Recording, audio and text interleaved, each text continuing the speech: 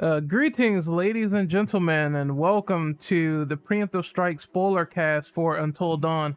So, I am Renegade Operative, and I am here with my prestigious guest, and we're going to introduce Mr. A.K. Austin. Hello, hello. Sorry for the terrible mic quality, but I'm here. Hopefully, I can get it fixed by the next podcast. But yes, it is me, okay, A.K. Austin. Next up, we have Ginch. Hey, it's Ginge, and let's talk about Until Dawn. Next up Really? Next up is Lady Tolkien. Hey everybody, Lady Tolkien. I'm super excited for this podcast with y'all. Next up is Silver Crystal. Greetings, wonderful people. Silver back again for some Until Dawn. Thanks for having me. As always, you're welcome, man. No problem. Next up is Mr. Brandel. I am here now with a fade as an avatar. Okay, All Might. Oh my. And last but not least is the IES Dabber herself, Miss Versa Vulture. Hi, I'm Versa. I'm super excited to talk about Until Dawn. She's super happy about that one. I've been really happy all day today. All right, we're gonna get right into it then. So for the first question, let's begin with the standard question. How did you find out about Until Dawn, and what compelled you to give it a chance in the first place? E3. Hmm. Yeah, Damn, that's you know, how I remember the E3 trailer, yeah. yeah, that's how I discovered. Literally, it's literally at E3 during Sony's press conference. And how I got to play the game? Well, I didn't have PS4 at the time, so I couldn't play it. So I just watched other people play it. I got my own PS4 now, PS Plus. I got it for free. Now here we are. I played it, but honestly, I knew about the game beforehand. So like, it's like just me getting on hands-on experience now versus just watching other people play it.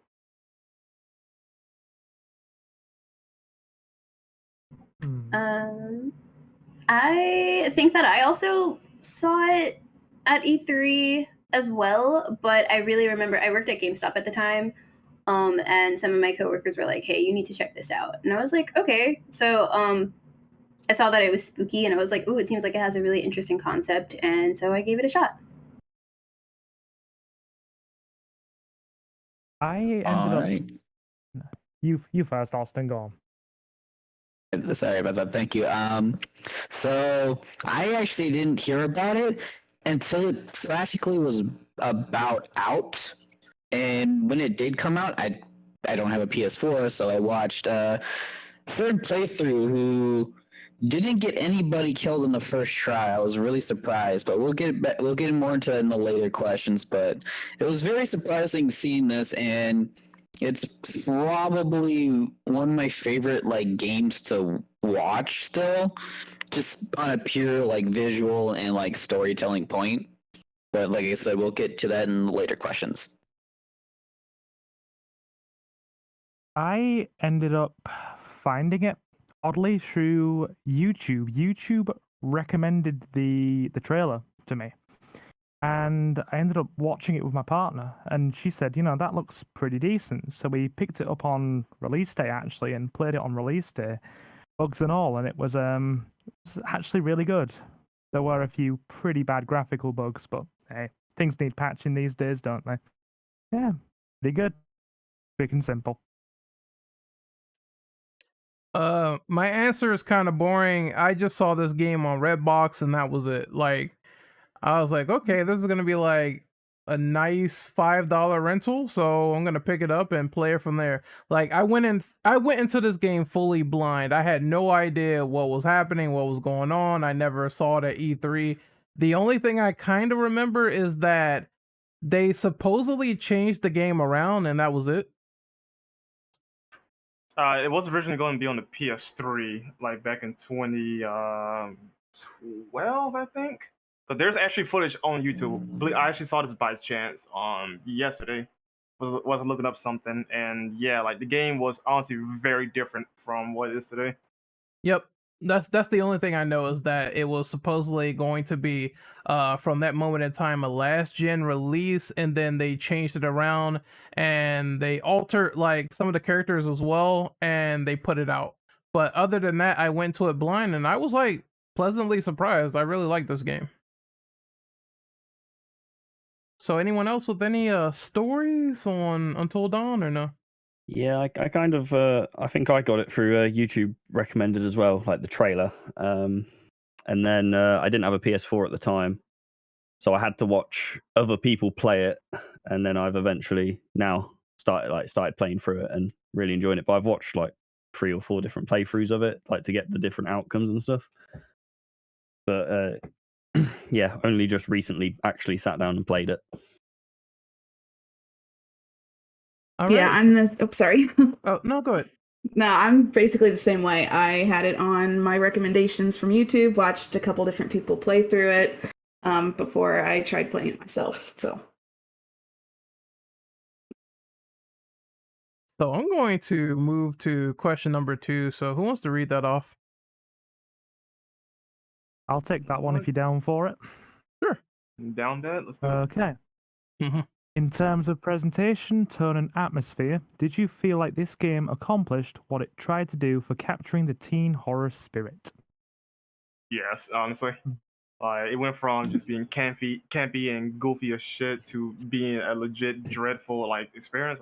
Yeah, I think it did a good job, especially with the characters themselves. Right, some of them were just outright weird or obnoxious at first, but they became stone cold or just completely different people.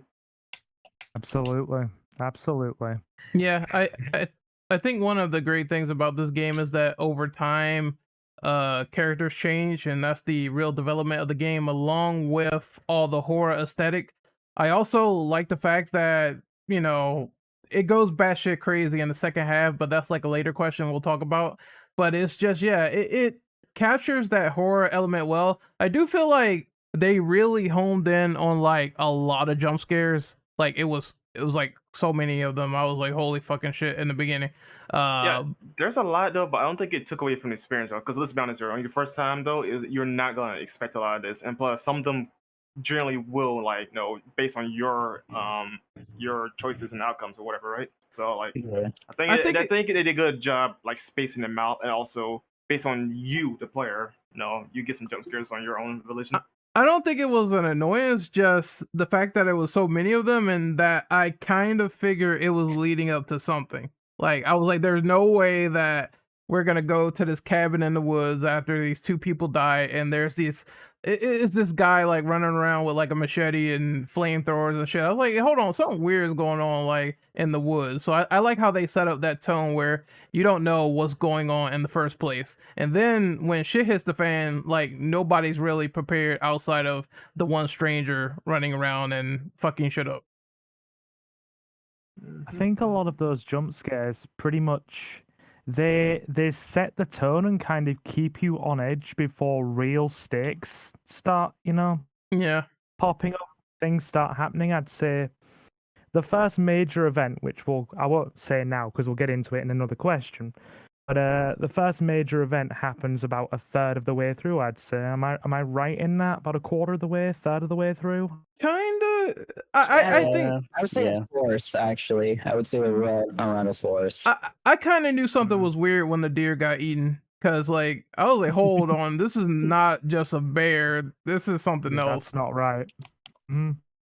And then when Just Yeah. got pulled through the window, that was also something weird as well. But I like how they play with your expectations. Like, is this really just a guy doing this, or is this something else? I'm glad you said that too, because some people didn't like the idea of the supernatural elements, though, Really? because they felt like some say like it came out of nowhere though, which is obviously false. So if you actually play the game, right, because some of the stuff was blatant. Like the biggest one was with Jessica getting dragged to the window. Like no human can do that. I think it was also with her falling down the mine shaft too. Like I don't know. It was her getting pulled through the window. You're trying to chase like whatever grabbed her, and then just her like dying the way that she did if you got her killed. I felt like was a blatant, oh, this isn't just a normal like person. Mm-hmm. Oh, these things have a lot of fun with ripping people's jaws off, which we'll get into later. Oh, yeah. So anyone else on this question? Go ahead. I don't know. I don't think I have much to add other than that. Like, yeah, they were going. This was like superly. Like, I've seen the advertisements now, but it was like super heavily advertised as like a kind of sort of like a movie game type of deal. Like, oh, sit with like Slasher. friends and you watch this, and they basically advertise like this ain't really like a game. It's more like an actual like a visual roller coaster. And I was like, I don't know. I was one of the few people who thought of that. I was like, yeah, that makes sense. It's like a visual roller coaster, and honestly, I think it did. Out of like, it's a later question to know, but like, out of all like of these type of games, I think Until Dawn did it the best, in my personal opinion. Yeah, you got your Heavy Rains, your Detroits, all that David Cage stuff that Yeah, he the David Cage pioneered. stuff is fun and all, like it's slapstick, except for Beyond Two Souls, that is a heaping trash fire.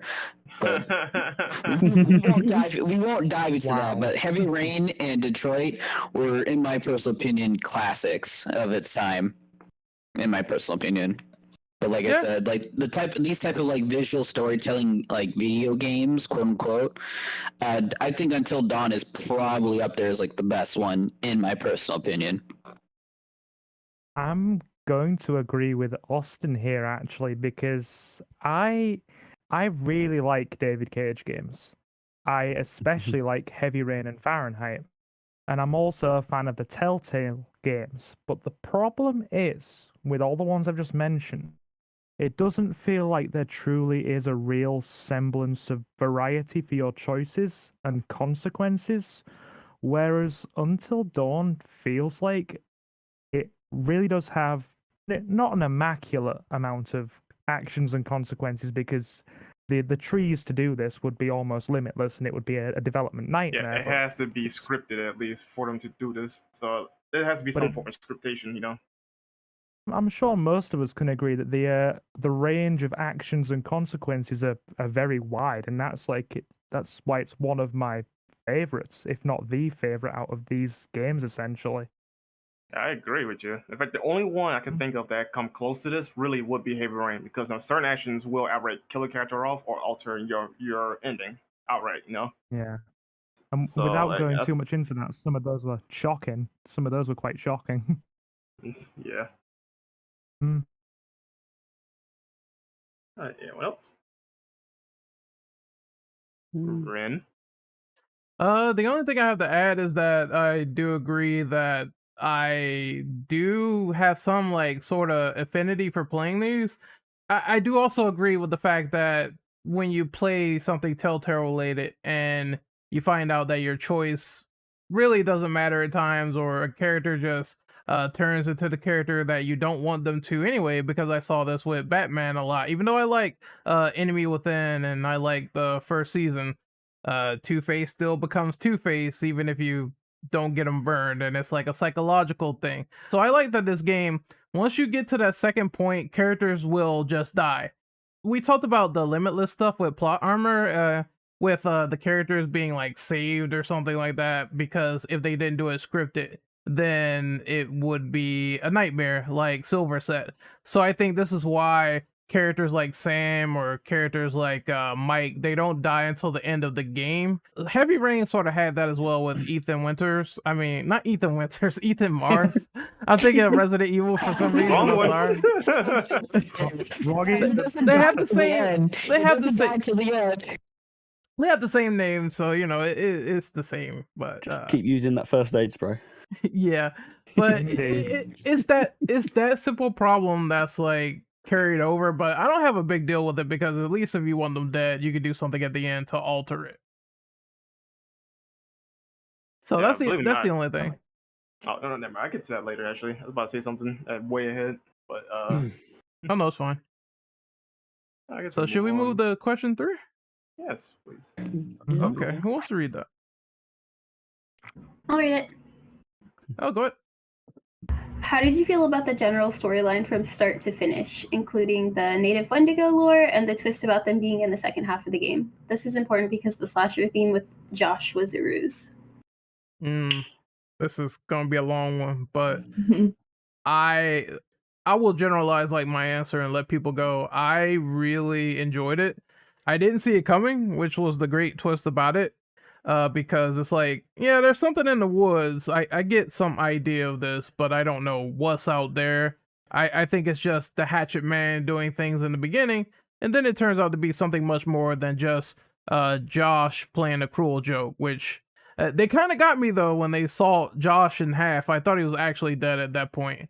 But it turned out to be like something else, and that was really interesting. That was really something off guard. And I like how the Wendigos look, just like small, skinny, gray people just punching through the characters. I thought that was funny. But yeah, I really like the lore. I really like the story, and it brings the whole Hannah and Beth thing full circle. Mm-hmm. Yeah, I agree with you though. The biggest thing I love about this though is definitely the world building, especially when you go out your way to collect the like the notes and other like technically collectibles, right? It all puts everything into perspective of why, for one, why there's so many of these things running around there, because you got the mines, which people got trapped there, and that led to X, Y, and Z. And you got the like the Silent Asylum, I think it's called. And you got Yep. people there that were forced into becoming Wendigos, and among other things. And then of course you got stragglers coming in. Yep. So I think they did probably one of the best world building for a lot of compared to other games of its type, and maybe games in general. Like, it honestly does remind me of Resident Evil, which obviously is inspiration though, but I think it definitely nailed the world building above all. Yeah, I would agree. I Sorry, you were gonna say something? I was just going to say, I love the way they went about this from start to finish, because the way I see it, this is actually my third playthrough of this game from start to finish. And I really wanted to have another one before I came on here. Now, the way I see it, the first half is pretty much there to subvert your expectations, and in some ways you still end up letting your guard down.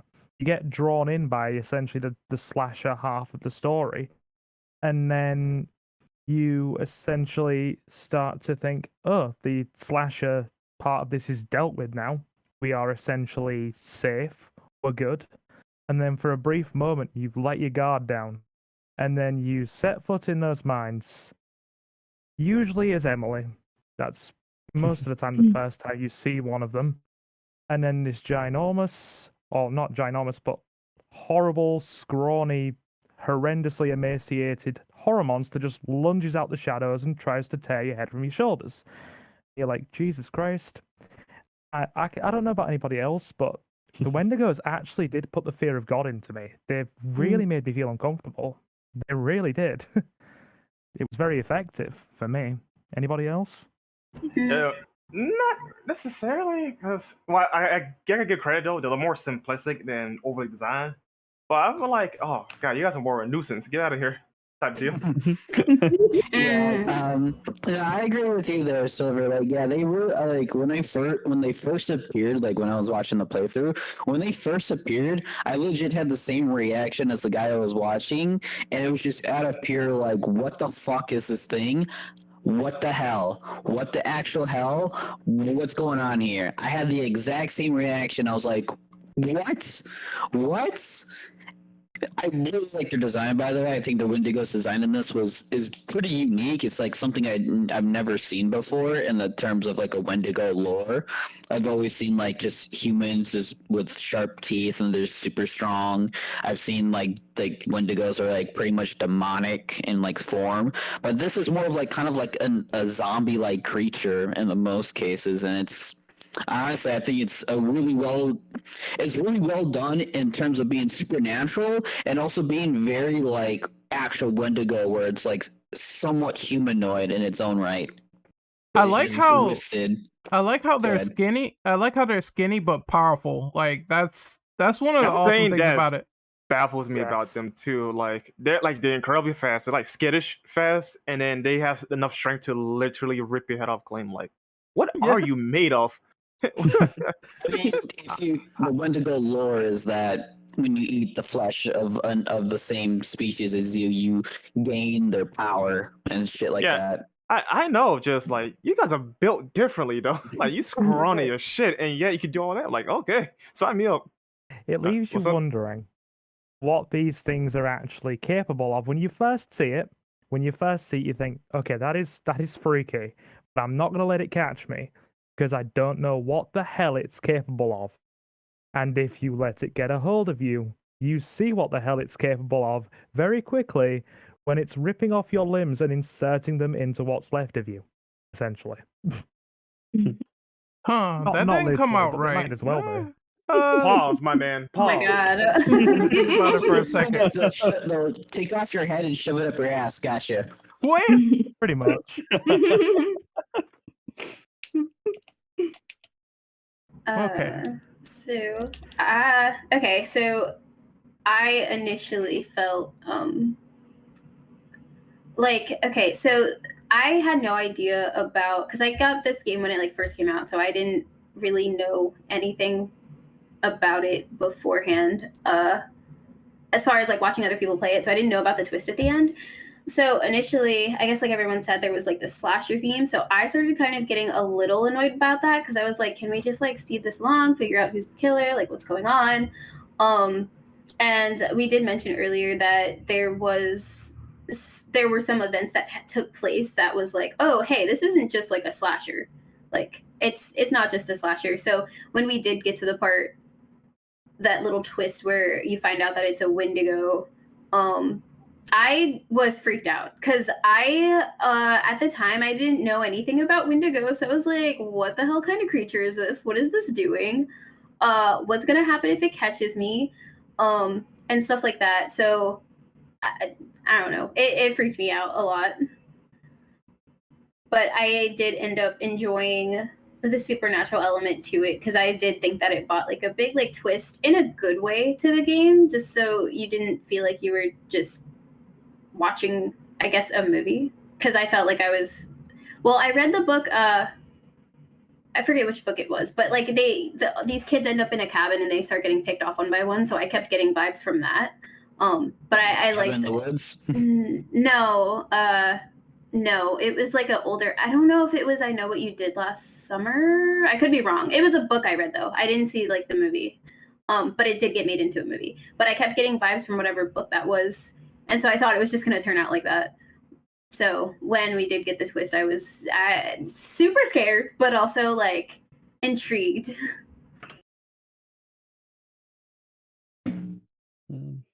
Anyone else? I was just going to say, I agree with what Austin said about the look of the Wendigo. I've seen it done multiple different ways, and I thought it was super unique the way they did it, and I enjoyed them in the game quite a bit. I thought it was really well done. Yeah, you at first it's like you kind of think that, well, maybe they're so skinny they can't put up a fight, but you are severely mistaken if they catch you. Like, they will rip your jaw off, they will do unspeakable things.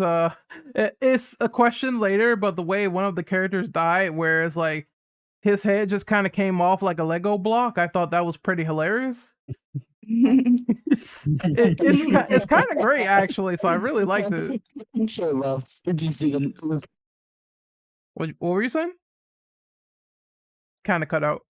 I said it was easy to Yeah, that's kind of what happened. His head just came off like a brick of Legos, and I thought that was pretty entertaining.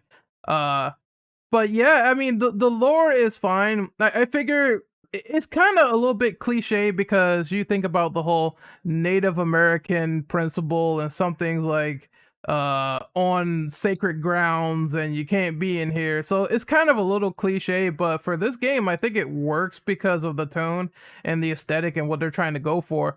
And that surprise leaves the mystery open for interpretation, like how these people are getting infected, how they're turning into Wendigos, how there's people involved trying to make more of them, which is a scary thought in its own right. So I thought that was really well done. No, now I think about it, this game is literally just a victim of circumstances. Like, one thing led to another, or one thing was like nobody knew this was happening, and this happened by chance, and then led to another event to this happening, and here we are with the main game. Yeah, it's like they say in the beginning, the butterfly effect, cause and effect. Everything happens for a reason, and if you're like choices or determinations have an outcome, it could lead to something else and splinter off. So I thought that was really cool. And plus, it reminded me of that movie Butterfly Effect, and I thought that movie was awesome, honestly. So to see that turn into a game was a pretty cool idea. Movie with Ashton Kutcher, right? Yeah. And I Okay. just remember there was one vision where he got his arms blown off, and I was like, holy fucking shit. I got a question real quick though. None of you guys have like these seen the other games, right? The prequel game and the spin-off, which I don't think that one matters much, if I remember right. But The spin-off's the VR one, right? the Pendant, I think it's called, the VR game. Oh yeah. Well, Yeah, I that's a think that's a prequel to later question. Is it? I'm Yeah, not it asking is. though. It's Just question 10. just in It's case. question 10. All right, good. Let's move. Yeah, we could save it for that. So what is the next one? Let me see. That's what number we on? Number 4? War. Okay. Everyone done with storylines? Nothing else to bring up? Central. Say that again, you kind of cut out. Numero 4. Okay. Oh, So he's done. all I'll right. translate. Yeah, that's number 4. I heard him. So your favorite male and female character out of the bunch, who are they? That's honestly kind of easy, pretty obvious. Sam and Mike. I see them too right now. Who's not picking Mike? Yeah, that's a good question though. Who's not picking Mike and Sam? That's That should really be the question. That should be the question. Who doesn't have Sam or Mike as their favorite? No, it's literally who was your favorite character and why is it Sam and Mike? Yeah. Yes. It is definitely them two. Yeah. No, if I put those two aside though, I gotta give honors to freaking Chris. He's such a bro. Chris is great. I was about to say, should we say apart from them two? Sorry. Yeah. I like Chris. Now he's funny. Like after doing my second playthrough, I'm like he has a lot of funny moments, and him donning the monk costume and saying that he has ascended to another plane when he talks to Ashley about it. I thought that was pretty funny. That also, I do like his character growth because he's now, depending on your actions, of course, given the game we're talking here, he definitely breaks out of his shell. It becomes a little bit more, more point man in charge whenever a situation calls for it. Yeah. He certainly does. He also rocks the pump shotty. Yes. That's try to be. We'll talk about that in 6, but the moments of Chris is pretty good. Anyone else on other favorite characters outside of Sam and Mike? Sam and Mike. Honestly, I think Sam and Mike are just cheating. It's just cheating. Why not? Yeah. No, I got a side question to ask though after we're done with this because it's gonna be related to this one. But yeah, go ahead. All right.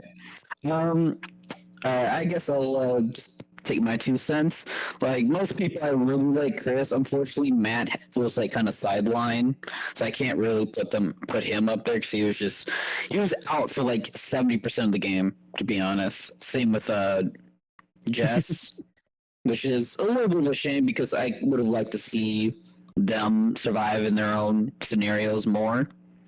But I really like Ashley, not only for the fact that she's just really cute. She's actually kind of resourceful.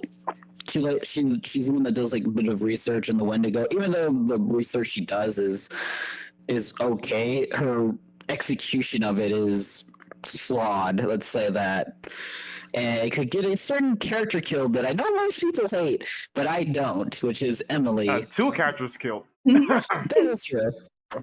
I hate Emily. I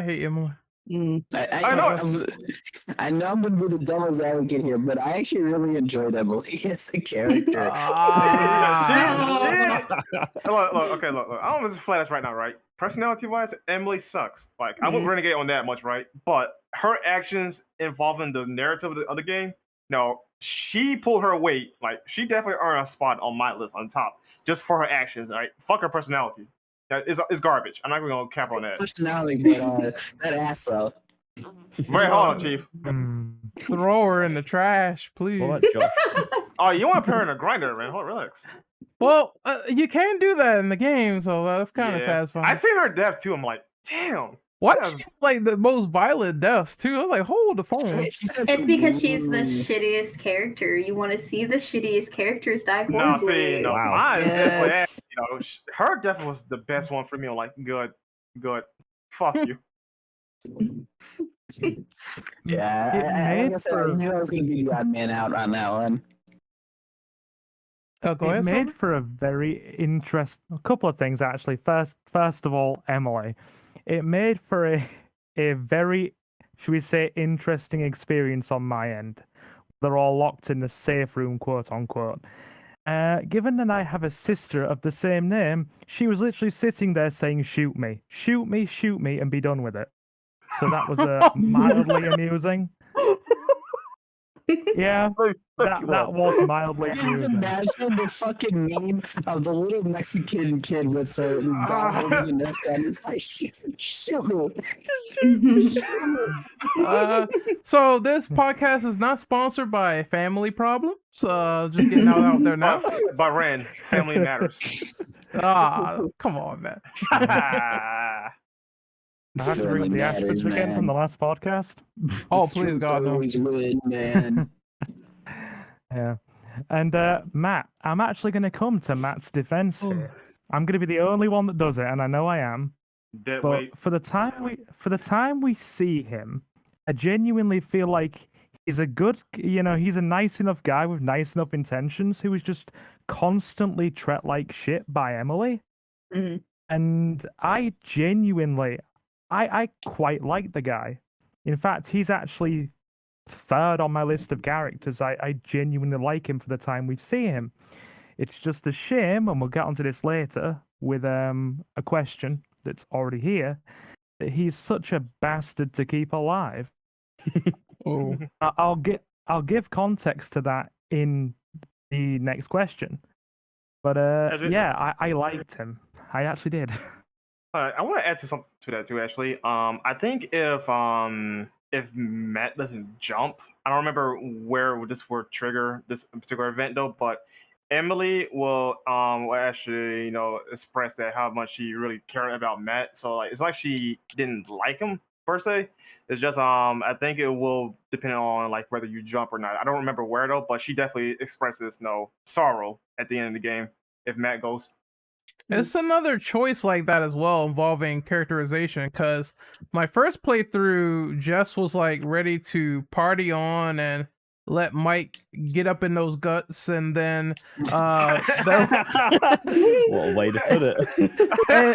and then What a way to put it. How Mike is in the game, I would say he's got some pretty big cojones. Mhm. oh, okay then. Yeah. Yeah. And then there was another choice where it's like if you scare her and they get to the cabin, then Jess will talk about how she was always insecure and that she was using her whole high class bitchy attitude as a front. So I kind of enjoy choices like that being in the game where you can see like the layers of the characters and they're putting on like a facade for other people because they feel that insecure. Yeah. I was quite surprised by that too, because I didn't see that toggle before on any anybody's playthrough. So when I did it myself, I'm like, wow, I feel bad for banging you now. Well, hold on. You might feel 50-50, but But anyway, let's get down to business.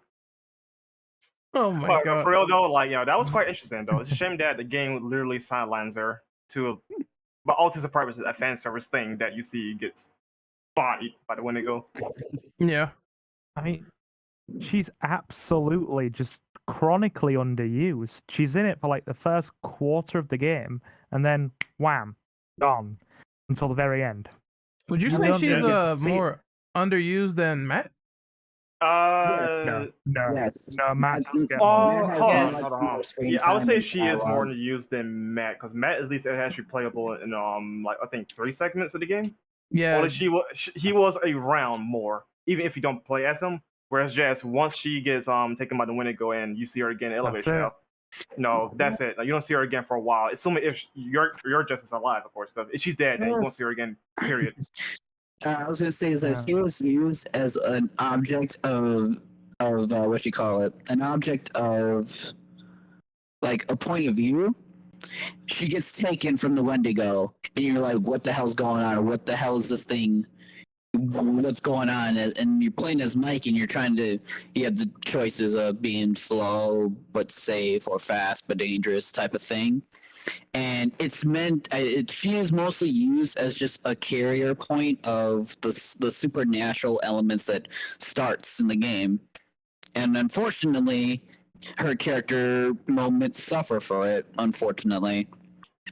But I People can't say agree she with was that. used in vain though, because it pretty much put Mike into a more, no pun intended, straight path here though. Because now you remember he was like a horn dog, kind of obnoxious a little bit at the start of the game, right? But then he became like the biggest badass by the end. Yeah, it does That's set why him I up like on the it. path. Yes, I agree. It sets him on the path of hunting down whatever took Jess. Yeah.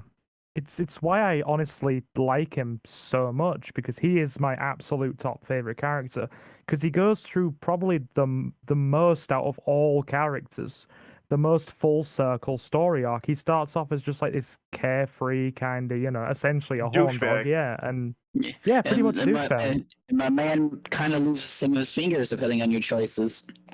Yeah, He and can plus do, he yeah. fights practically on the front lines against the Wendigos more than on one. So like, he earns his stripes.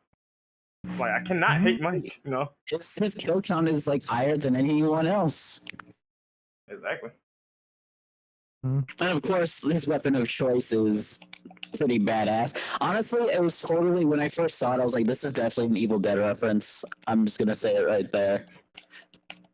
The whole Mike segment felt like an Evil Dead of just Ash going through the asylum.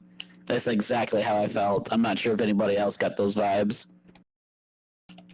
Well, I know since Not- we're on these two characters though, did anybody else go first? Of course, I don't want to like actually cut anyone off on that. Go on once. I think that's it. Going twice. All right. So now, why is Mike and Sam your favorite character?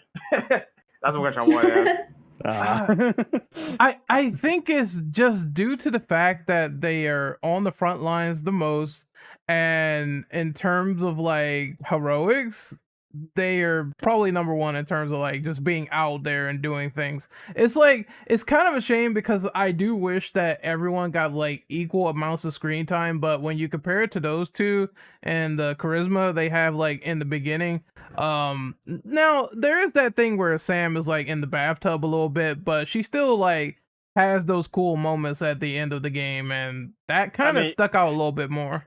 I mean, the fact that she was running around escaping Josh, the serial killer, in a bathrobe right there, that's like, okay, that's cool. I'm not gonna cap on that with her. Or like, when ignoring the fan service though, she managed to hold that tarot up for a long time. Like, yeah. Fan service from that. I felt like it was more of like an actual, like, she is trying to survive. Like, they just put her in this situation. Like, in this situation where she has no clothes, she just has this bathrobe, she's just gonna fucking book it. Mike was trying to look for a reason. Oh, I was like, I didn't really feel like it was fan servicey either. At first, I was kind of like, why?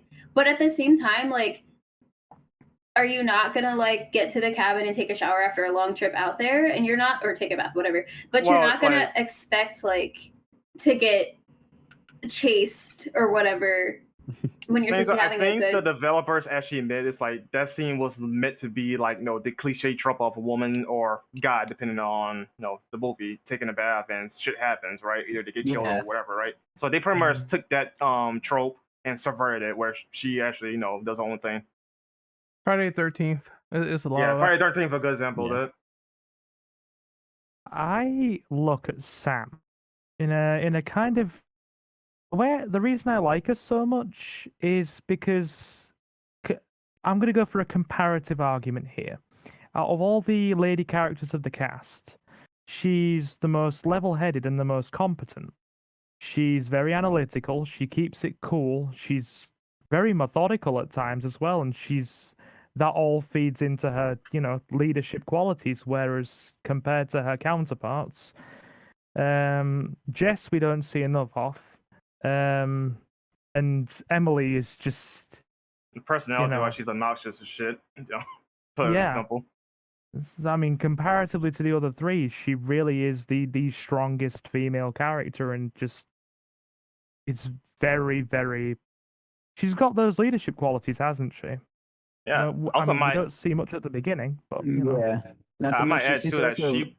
Go ahead. she puts Mike's in check. I think 2 times, I believe.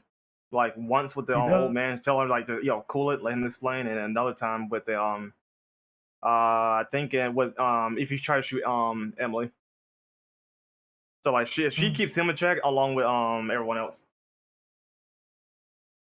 Mostly due to the point that she's the most compassionate of the characters, and it shows because they set it up to where she's like going around, she's like appreciating nature, she's like trying to feed a squirrel and all that segment. Like they easily set her up as like she's the most compassionate one and she's the most caring of out of the group, and she genuinely cares for even some of the people who are dicks or complete assholes or bitches.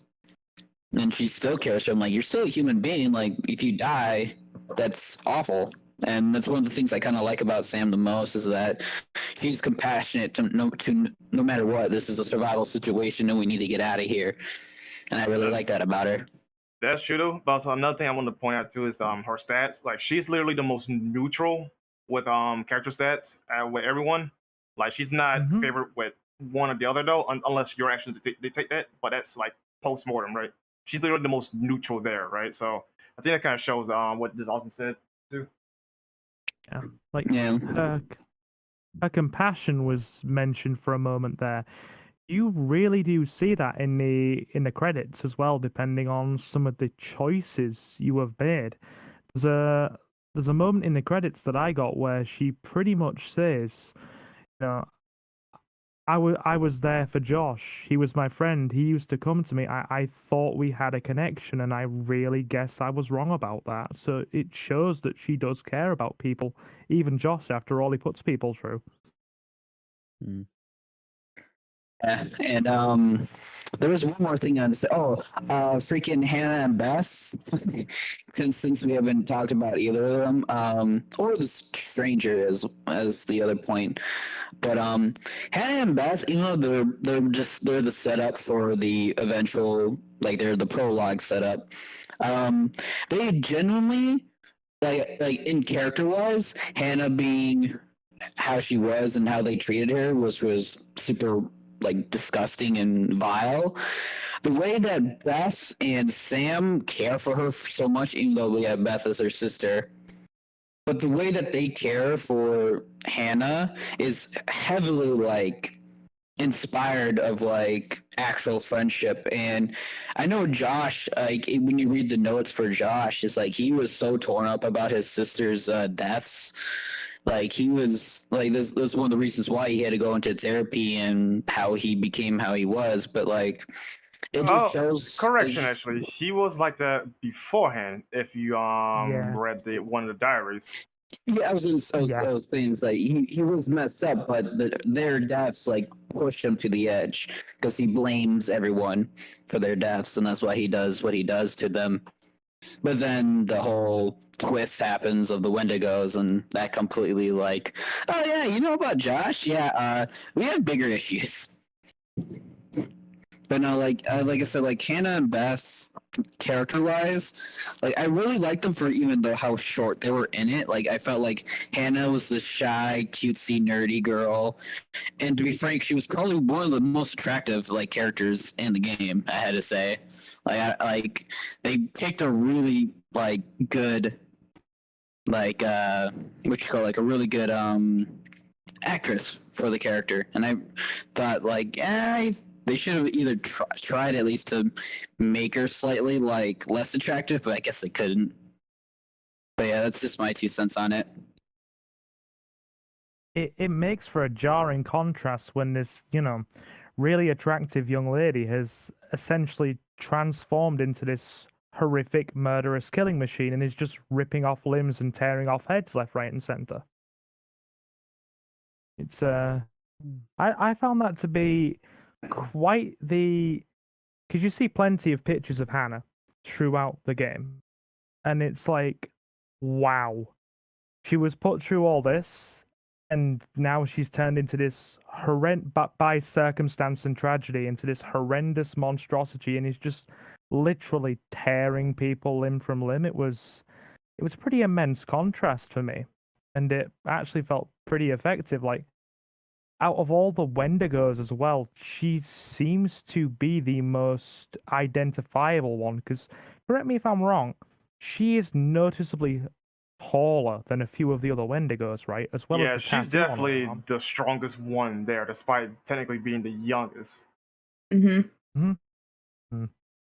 Yeah, it Just shows an that. Like, observation. I think Yeah. it's more. I think it's because either A, she was special, or that, or she was filled with hate and anger given the circumstances. Because no, she did survive the fall actually, and then over time, no, she ate her sister's corpse and then became Wendigo, right? But Yeah. if you catch the notes, like I think before Into the Mines or whatever, and then during when you meet up with Mike again as Sam, and before you meet Josh, right? Like there's a little notepad thing that she wrote down her thoughts, notes, and all that jazz. Like it shows a little bit more of Hannah as a character without her being on screen as a normal person. I found the diary in the mines where Yeah, she's that's it. basically having to write down, or she writes about the fact that she's just eaten her sister and she's had to do it because she doesn't say it openly, but she alludes to it. And I actually found that genuinely unsettling. I mean, we're looking at it from an outsider perspective, but you can't even begin to comprehend being put in that position, can you, in a real life scenario? It's horrendous. It's pretty horrendous. So yeah. That's not the first time a game did this either. Like I know it's diverging a little bit, but I remember Mr. Grimm's like sort of story for Twisted Metal Black and how he had to eat his own comrade and sort of monologue about it, and I'm like, this is extremely messed up. And that was the same case for this diary as well and Until Dawn. So as well done as it is very screwed up. But anyone else on this question? Um, I guess we can move on to favorite and least favorite segments within the entire experience. So mine's are going to be easy, I guess.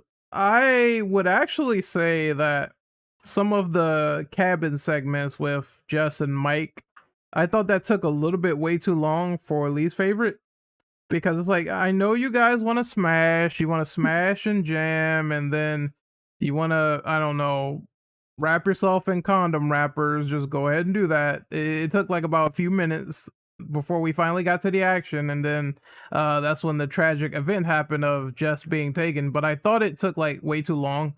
My favorite moment has to be obviously what probably everyone's gonna say here. There might be differing answers, but I think the sanatorium where you're in there with Mike and there's like thousands of Wendigos and one of you, and it's quite a trippy experience. Like it's so much stuff that goes on in there that's Yeah. kind of crazy.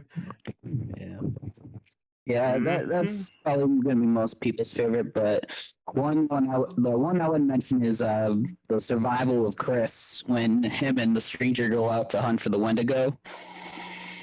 And then, even if you do or don't complete the freaking QuickTime event of staying still as Chris to get the stranger kill, because he dies no matter what, unfortunately, it's such a cool moment of running back to the cabin as Chris, and you're just fucking with a shotgun blasting the Wendigo back. It's probably my favorite moment, other than freaking Mike with the dog. If you get the dog on your side. Or that part might not be cool if you choose to shoot Ashley and then his head comes off like a Lego. Yeah, What? that is the most. But like I think 9 times out of 10, most people chose for Chris to sacrifice himself than Ashley, to be honest, or was indecisive. Shit. I think my first choice instinctively was to shoot Chris, or for him to shoot himself, because it feels like at that point when I was playing the game, that's something he would do, considering that he had the text from Ashley, seeing the lover and all that stuff. So I figured he would sacrifice himself, be selfless, and do that. That's why he kind of got in house and he was safe from then. I was like, oh, well, thank God. Yeah, that right there could also qualify as one of my least favorite segments, though. If you shoot like Ashley for the reason you just said, right?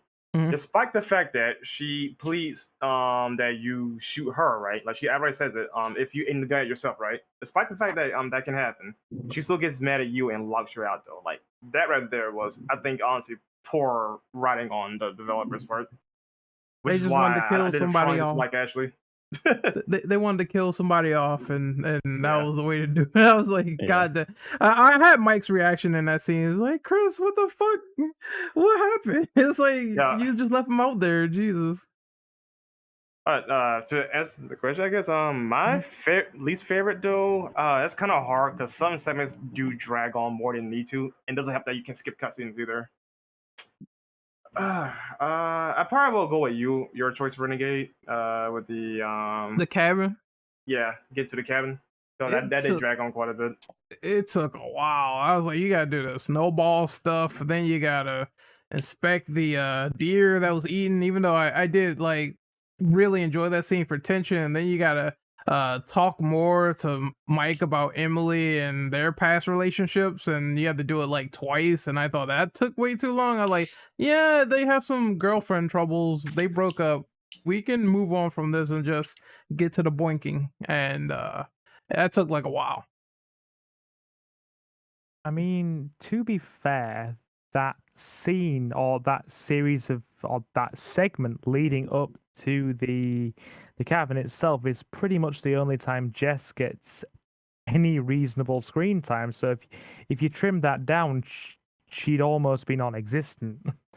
I'm totally agreeing with your point. I do completely agree with it taking a hell of a long time, and it was tedious. But Mhm. if we cut it out, you'd barely see Jess at all. I feel like maybe they could have remedied that by having that section happen later and having them have that tension at the cabin at first, because while it was some bitching stuff going on there, it was very interesting. It was a very interesting segment of Ashley and Emily sort of going at it, and I kind of wanted to see a little bit more of that, but we didn't get it. So it was like, it was a couple of things where they could have had the group stay together a little bit more, but I understand for pacing wise they had to get to the point.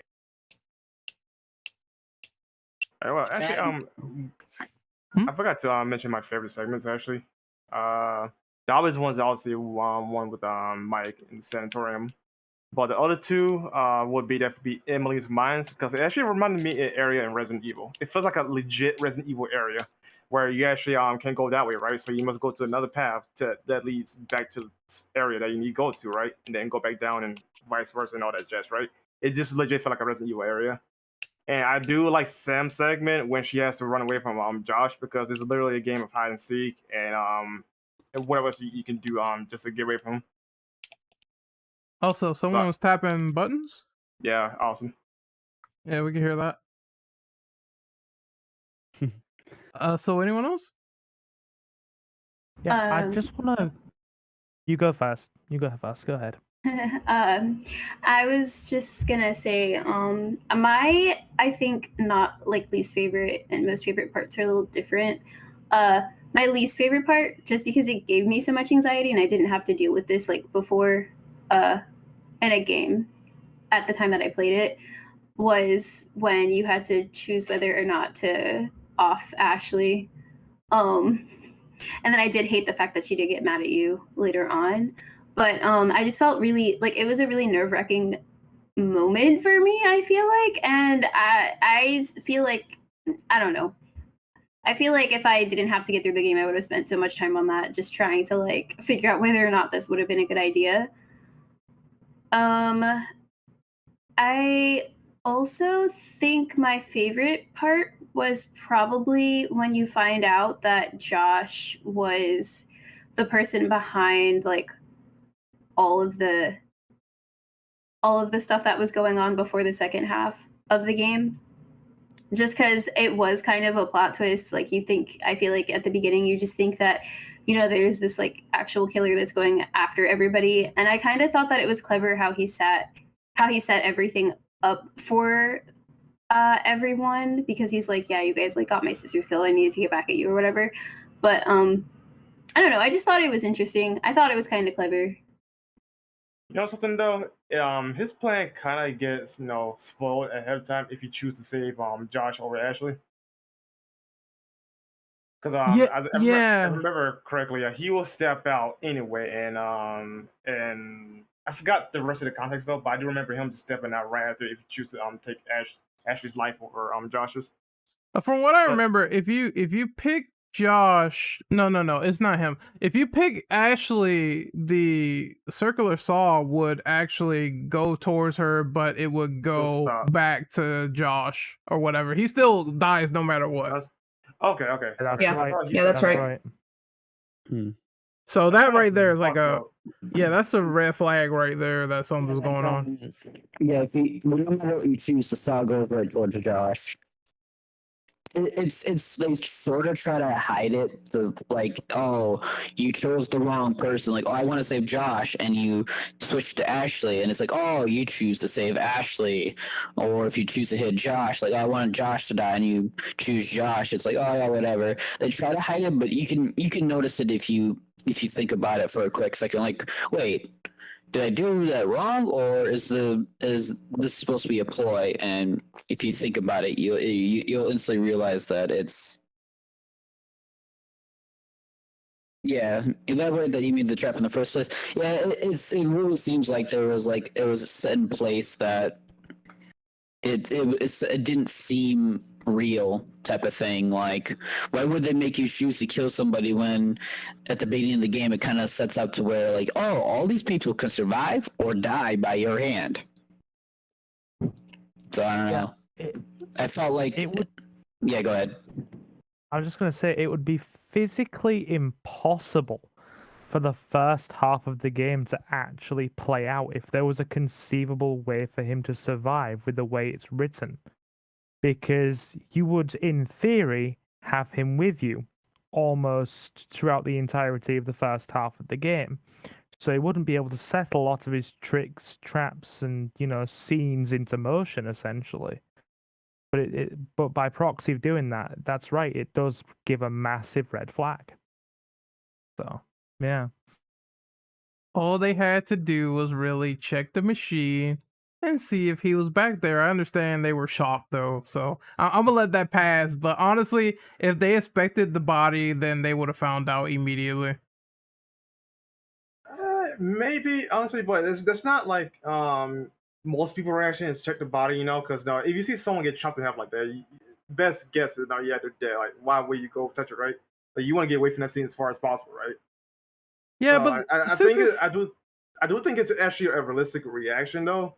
But like, given any other circumstance though, yeah, if someone did go out of the way to check to see like what's going on, they could have slapped his face, whatever, and he would have flinched. Yeah, it's like that plan. It's just, to me, I can buy it, but that plan would have went wrong if it was like someone who was like immediately just there checking or whatever, looking around the area to make sure something was going on. He would have been spotted eventually. But I kind of dug it. I dug the tricks that they made in that one. Oh, another thing too is also the intestines he used, right? Because if I remember correctly though, pig intestines do have a distinct smell from like humans, for example, right? Yeah. So like, granted though, you wouldn't know that either way though. But I'm saying, like, as a hypothetical, right? If you know that, right, or sense whatever, you realize like something's not right here. Why does this smell like a pig? Yeah. The whole point was mentioned a moment ago about maybe somebody should have checked and we wouldn't have had this scenario to begin with. Mm-hmm. When Ashley and oh god, how the hell have I forgotten his name? Chris, yeah, thank you. Yeah, when they bump into Matt and Emily and then pretty much tell them, about what has happened, Emily actually says, maybe we should go back and check and see for sure and find out what the hell has gone on. And Matt says no. So she does Interesting. actually mention maybe we should check, and Matt says no, we should just stay as far away from there as possible. That was which it's is a piece not of throwaway dialogue, but it's there. Yeah, which is also not unrealistic reaction again, given like the circumstances though. But I didn't realize that either until you mentioned it, because I'm pretty sure I did pick that dialogue choice. Yeah. That was very interesting. I did not remember that, but that's like more insight the more you know. Mm. So, anyone else on this question before we move on to the next one? Just one thing to add, because I believe my internet cut out when you started this question.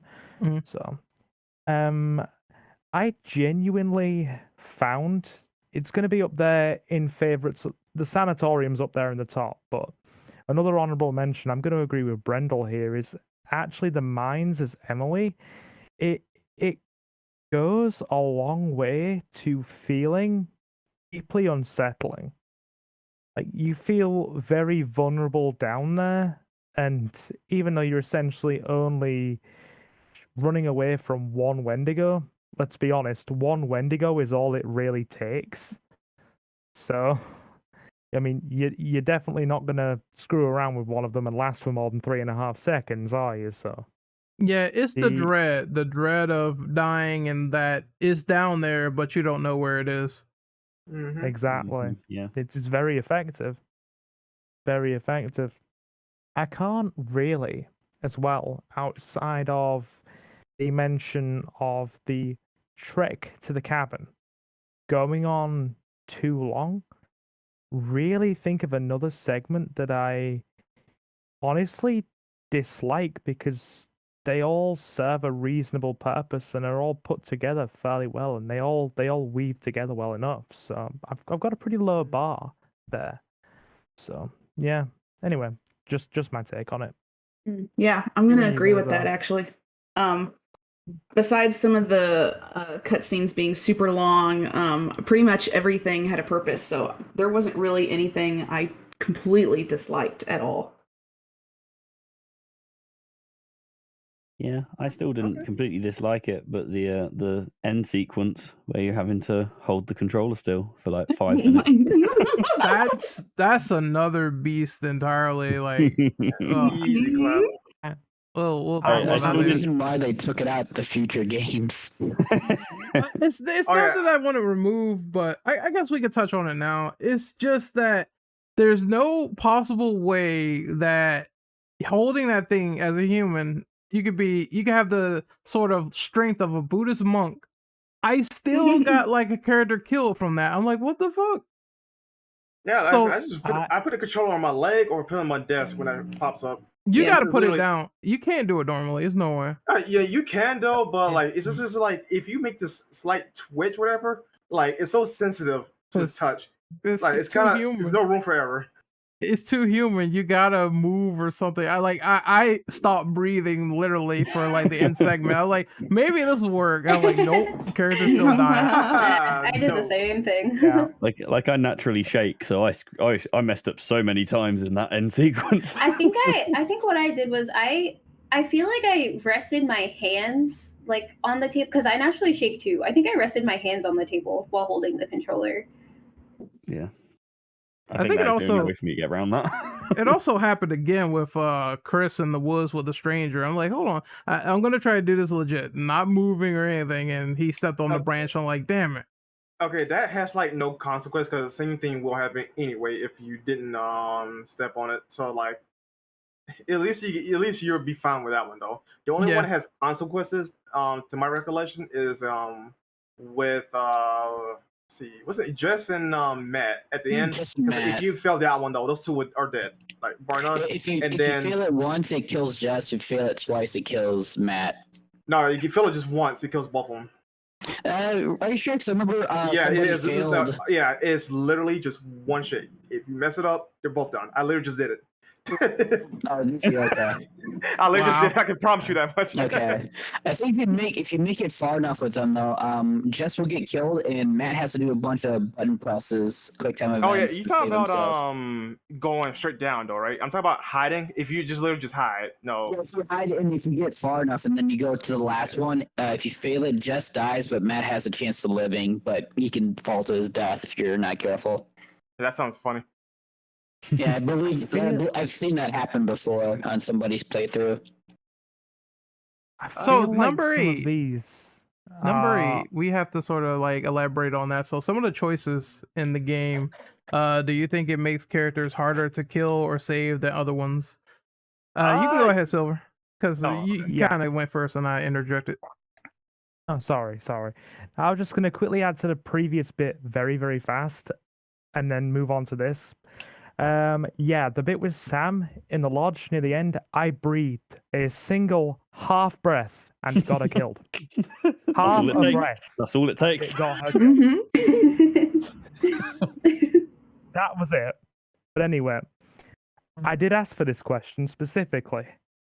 And goodness me, have I got a point to start this on. Matt. In the chapter where he has most of his game time, the game throws so many potential options and ways to get him killed ridiculously easy. And it can even link into things that other characters have done in previous chapters. Like, for one, the deer, they can get him killed. There's Mhm. about 3 different ways to get him killed when the tower falls as well. And in the mine cart, there's another I think there's another QT on top of that where if you fail it, he falls off the edge of a cliff and breaks his neck. I think in the space of about half an hour's worth of gameplay, the game throws about 5 or 6 very, very easy ways to get him killed at you. And the whole flare gun thing on the tower, it's so convoluted because I wanted to actively keep him alive. I do quite like him, as I mentioned earlier. And I honestly looked at a guide to make sure I got this right. And the guide said, oh, yeah, all you have to do is take the flare gun from Emily, and then you can try and save her. And then when he's in the mines, he'll be able to fight off the Wendigo that grabs him, and he'll be safe. No, it doesn't even work that way. You first have to disagree with Emily coming to the tower in the first place, because if you don't, he will choose to fire the flare gun because he's trying to summon help, which will... Sorry, my mic cut out for a second there. Which will then get him killed when he goes into the mine because he's fired his one self-defense round and he gets impaled on a hook. It's that convoluted. I wonder if you just choose to just leave Emily and just jump the fuck off. To be fair, I did that in my second playthrough and I preferred doing it that way. And then on I the mean- flip side, there's... It's the only way, honestly. Yeah, I'm not going to hog this question. I'm going to open it up after this tiny little point. But there are some characters, which I'm sure you'll all agree, you have to actively try to kill them. It takes that much effort. Like, some of them are very hard to kill. I Yeah, would give or say so. take, yes. But actually, I have one to point out too. Actually, this makes me sound weird though, but hear me out. I think Josh is actually hard to keep alive as well, but it's more 50-50. Only because if you do not pick up that diary or notepad, whatever the fuck it was, in the mines that it shows what happened or tells what happened with Hannah, Josh is dead. If you do not examine it, Josh will die. Yep. Yeah, there's Yep. no Yep. other way Yeah. to save him. Hmm. Yeah, so like I say, if you replay the game, right, you don't remember that, or you don't go out your way to do it, wherever, and you want all survivors, you fuck yourself, practically. Mhm. Yep. Mm. Agreed. So that's why I would say he's definitely a contender for hardest to keep alive for that. Yeah, I'm because also... good. Oh, go ahead. No, go on. It's fine. I was gonna say, it's hard because this happened. It leads into the next question, but it is true for this. It was hard to find out where the diary was at first, because like first playthrough, you're not gonna be like searching for. You're gonna be trying to find notes, but uh, routinely speaking, anything that's hard to see, you're not gonna be able to pick that up originally unless you get lucky.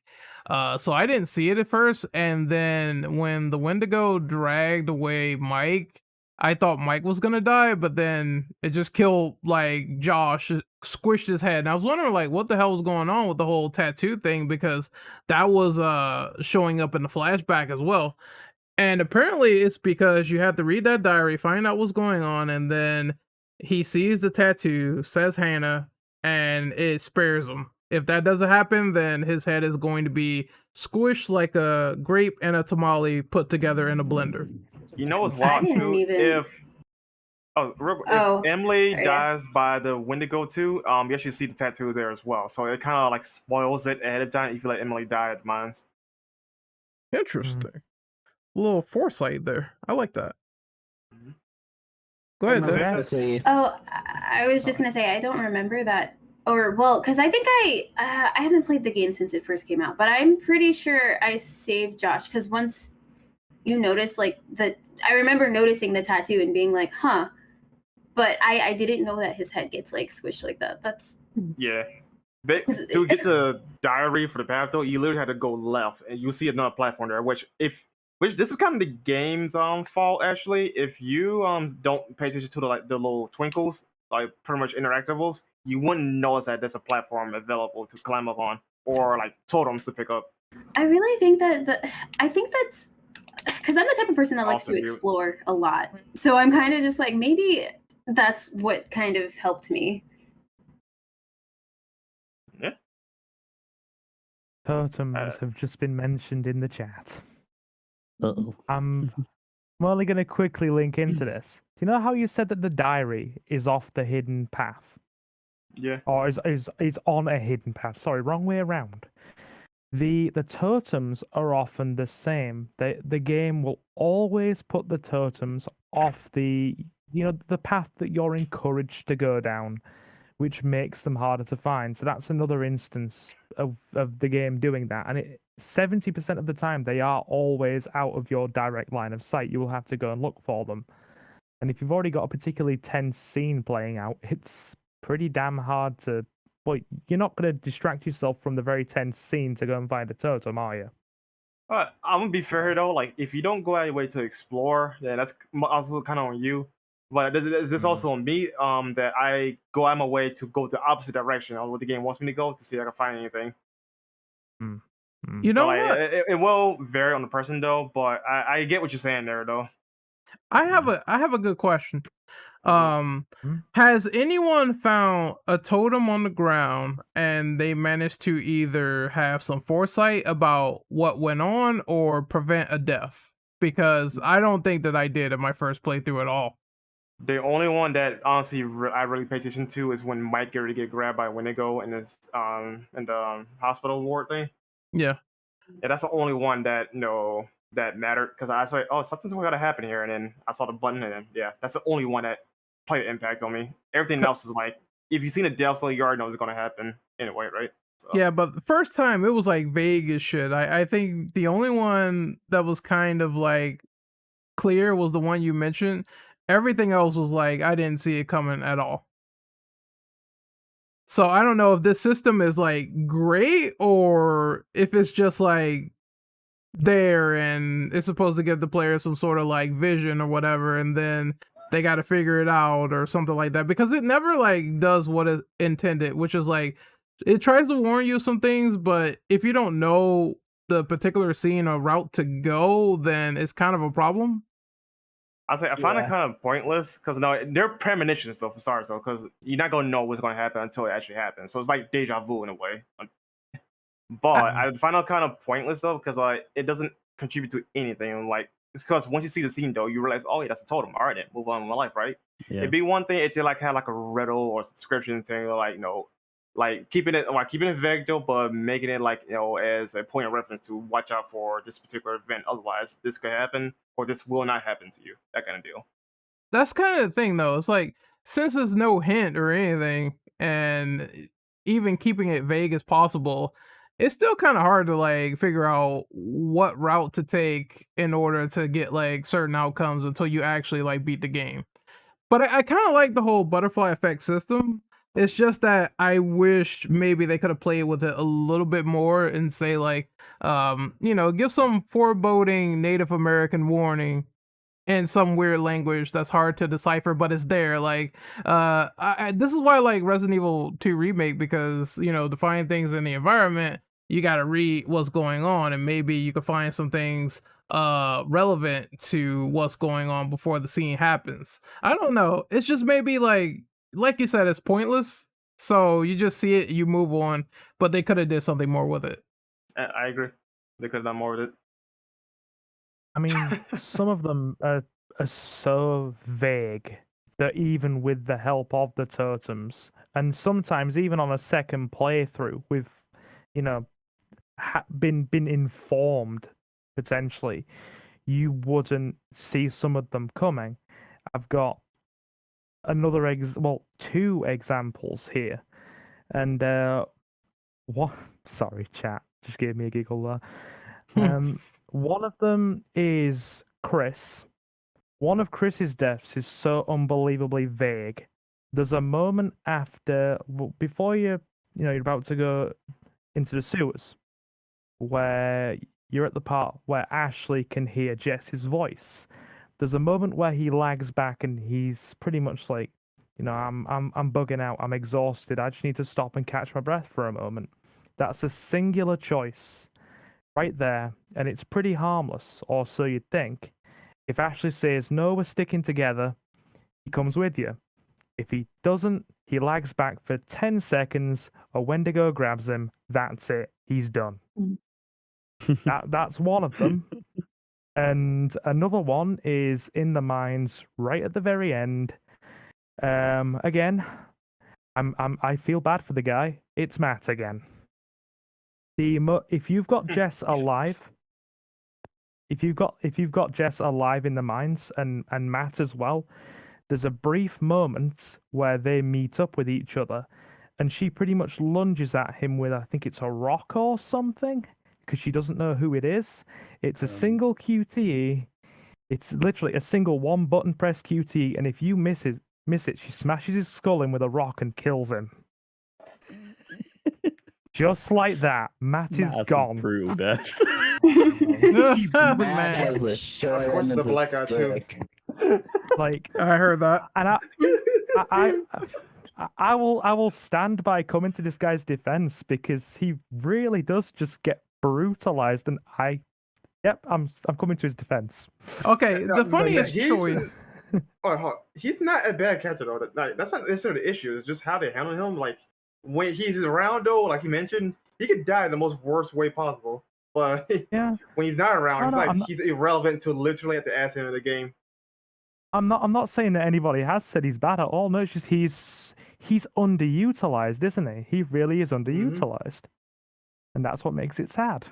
I enjoy Matt, Yeah. but he's a punching bag in terms of like the deaths. Like he has the most brutal ones, except for like maybe some of the ones with Emily, because I thought the Wendigo like gouging out her eyes was pretty brutal. I found the That grinder made me one more nervous. disturbing, honestly. Which ones? The grinder.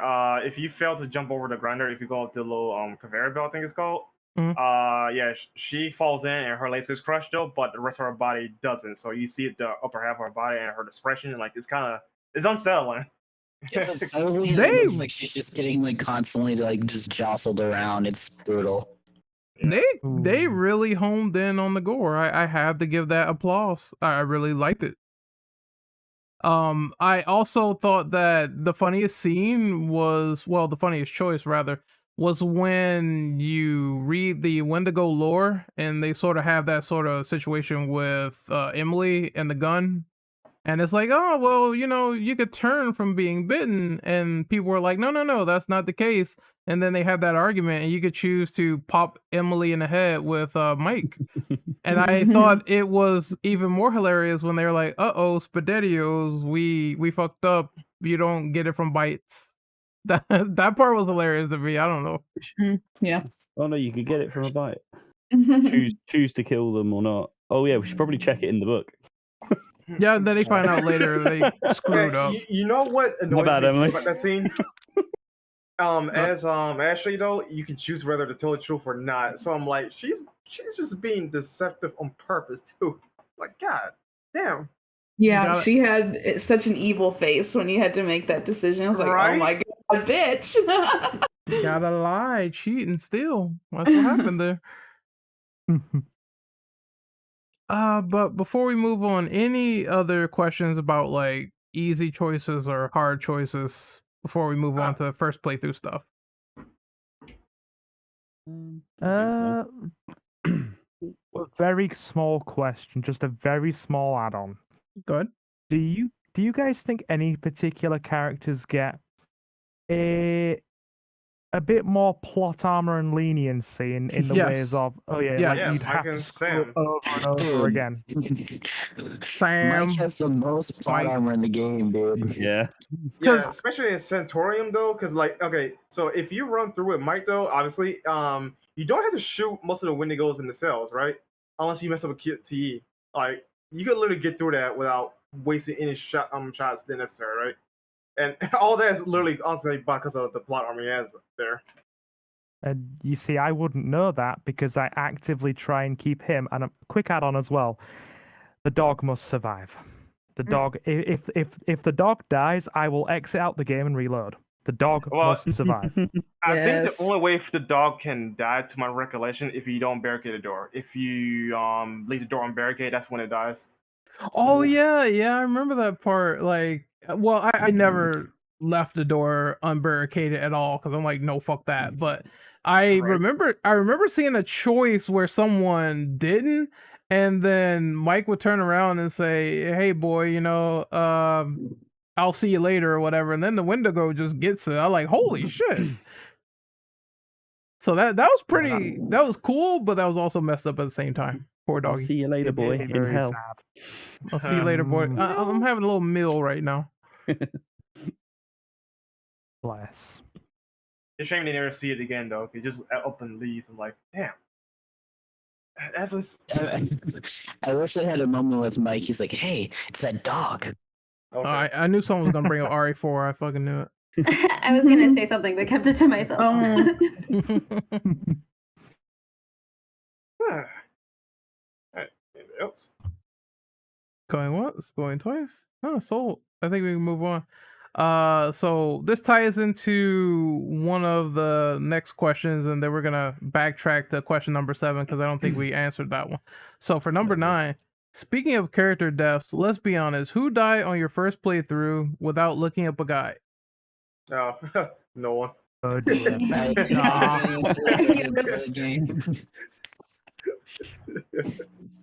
So technically, Yeah. I believe only Jess. I think only Jess died in my playthrough. Maybe Chris, but I can't remember for sure. But the only reason that was the case was because anytime someone died, I turned off my PlayStation. Oh wow! Oh, okay. Wow. Technically, Cheated. okay. For real though, everyone died because I blew up the whole fucking house at the end. God damn, woman. Wow. But I turned off my PlayStation and managed to get everyone to survive. So you killed someone, rewind time, and then fix a problem. Yeah, I think the only person that I think I only actually did it 2 or 3 times though, because, well, the last time obviously because everyone died, and then the first time it was who was it? It was shit, I forgot his name. Oh my god, who was the black character? Matt. Okay, yeah. I just said that. He said that, and I mean, See, he's so forgettable. He died, and I said, fuck no, he has to survive. He has to survive. You saved them though. There you go. So we know that Dez's best friend is Well, her best friend is called TNT, right? Mhm. Because she I thought blew it up was that the power house. button on a hate it PlayStation. I'm trying to think of the people who. Well, okay, so because the hold the controller thing, I wanted to do it legit. I thought I was like a monk from Mortal Kombat Shaolin Monks. And it didn't work out so well. I got Sam killed. Let's see who else. Jess died because I don't know why I was like so done with Mike and I decided to take the safest path. Clearly that was not a good idea because she ended up on that elevator shaft with like no jaw, like she was straight from a porno. So that happened. And then who else I got killed? Pause, my man. Jesus Christ. I'm sorry about that. And then someone else died. I think Josh died. Those were the only three. Sam, Josh, and Jess. That's it. My first playthrough was pretty dreadful, I'm not gonna lie. Everybody but Mike, Sam, and Ashley died. Oh my gosh. How'd you get them all So killed? Doesn't Chris we- die because of Ashley being a bitch? Chris died because my partner was sat next to me at the time, and I still remember this clearly to this day. The Wendigo lunged. She screamed because she was shocked, tapped me on the shoulder, said, "Shoot, shoot." I aimed the wrong way, misfired, and he got his head pulled off. And she was genuinely apologetic for like the next 10 minutes because she really liked Chris. She was so sad. I would be mad too if she blew my concentration. He died because of God basically pulling on his shoulder. Mm, Hey, It just wasn't meant Judah. to be. No. pretty much. Relationship over. I mean, Jess is honestly very hard to save, so you can probably understand that one. Like, I don't know if you guys ever went into I'm not going to dwell on this because we've already discussed it, but I don't know if you guys know just how hard she actually is to save when you go into the mechanics. Like, if Yeah. you go the long way around, because I have tested this, if you go the long way around or miss you've literally got 3 strikes and you're out. If you screw up more than 2 QTEs or go the long way around and screw up more than like 1, she's dead. Yep. It's that unforgiving. Mhm. So yeah, Jess and like I said, everybody but Ashley, Mike, and Sam. So yeah. If I have to be completely honest, I think they made it easier for people to die in the dark anthology pictures.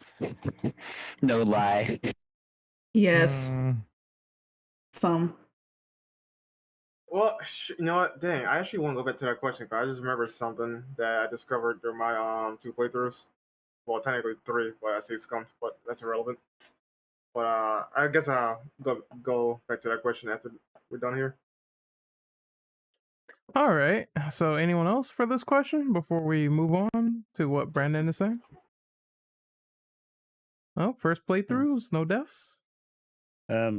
My first play. Oh well, the first playthrough I watched. Only who was it? Sam and was it Matt? I think died. Maybe like Sam right at the end. Like the quick time events fucked her up. Yes, that's the only time she can die is the Yeah, end. exactly. Yeah. and then She got a Matt, fistful.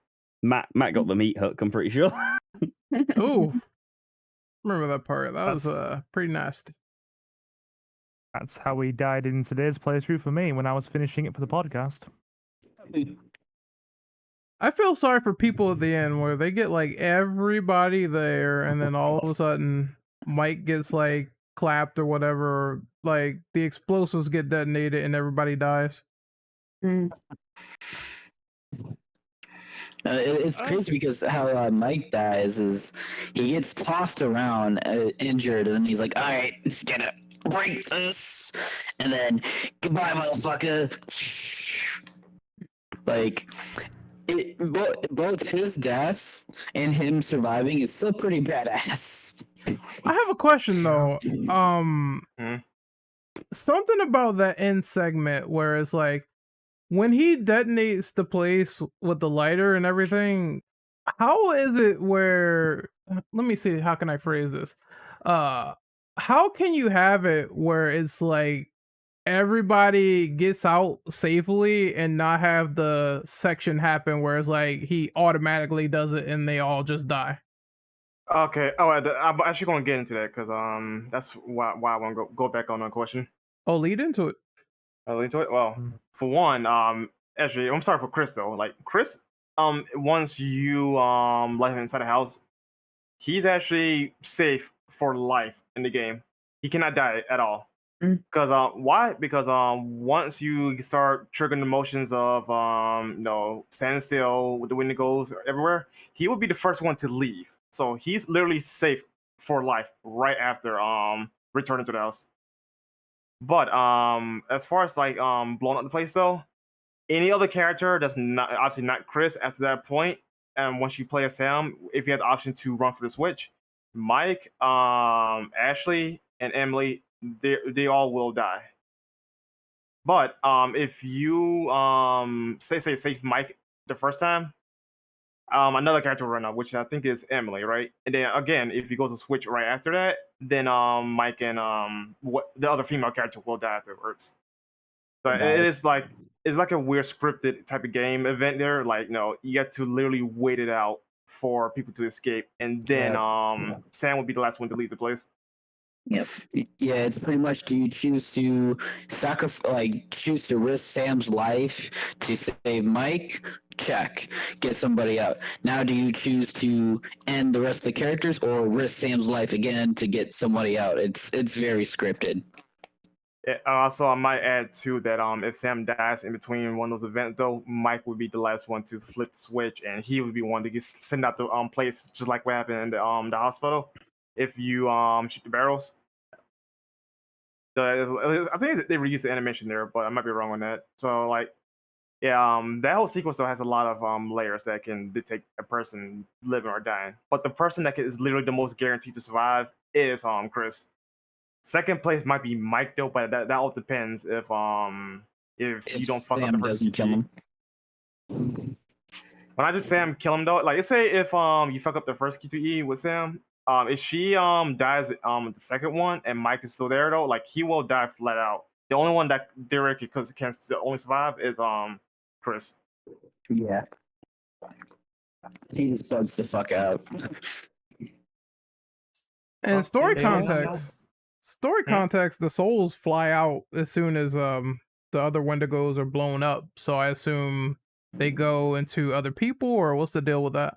That I actually don't know what's up with that. I can actually explain that. So, like we were talking about before, with Hannah having like the head honchos, like this basically the king of the Wendigo spirit. That's why she was so much stronger as a Wendigo. When you eat somebody's flesh, you taint yourself to be possessed by a Wendigo. And since they're in those native, like those miners, all the ones that survived that ate the people, they were all exposed to the curse of the Wendigo, and they get possessed, and then they slowly transform. And that's what happens to Hannah's. The stranger kills the king Wendigo, which basically fucks up the rest of the Wendigos. Unfortunately, Hannah and Beth fall down the cliff. Beth dies, and then Hannah eats her, and then so she is open for possession. That's how that's how I pretty much observed and saw it. I was like, oh yeah, that makes sense. If you commit the sin of eating another person, you open yourself up for a possession. I might add to that. It needs to be on the mountains for that to work, because yes, it would be on the mountains. That ground's a curse. Mm-hmm. But because it's native. Wait, okay. Is the question related to the prequel coming up? That is the last question, unless you want to switch around 10 and 7. And I guess we can do that if you want. No, we can talk about 7 now then, because I didn't realize we skipped over that. Okay, it's fine. So, what are your thoughts on the therapy session with Dr. Hill and how that changed things within the game depending on your reactions to his therapy session? You know what's the wildest thing, dude? The Dr. Hill that you see is actually not the real one. If you look at Josh's phone, the real one trying to get in contact with him to tell him to not do these plans at all. So the one that you see is literally all in Josh's head, obviously, right, if you get to the end, right? But you wouldn't know that until you gradually progress through the game and also get to the end. But the one key factor that will give away that it's not the real one if you choose your fear of zombies. His skin will actually start having like a little decay look to it. So that's like first sign number one that is fake Dr. Hill.